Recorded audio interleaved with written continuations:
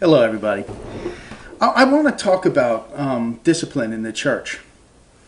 I was in a very strict Lordship church for a long time. And I remember the preaching and the people, all of a sudden there was this death. Every week, everybody felt it. It was like a spirit of death. It was terrible.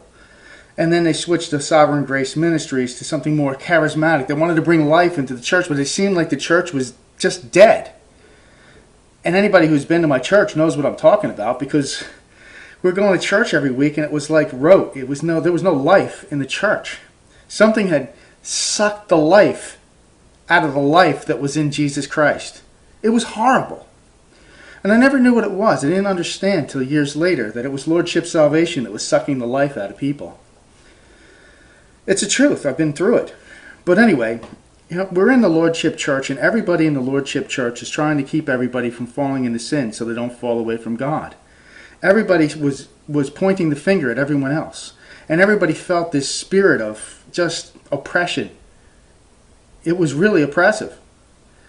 And every time you went to a fellowship, it's like, well, why can't we do this? And why do we do this and that? And everybody was superimposing on everybody else's walk, that their walk was somehow sinful.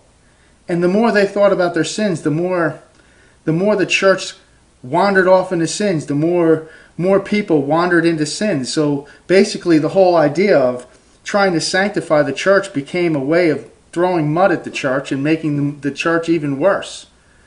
And so we had problems with backbiting, jealousies, pride, and it went into all sorts of then there were, there have been suicides, there have been terrible things that happen in the church, and hypocrisy like you wouldn't believe.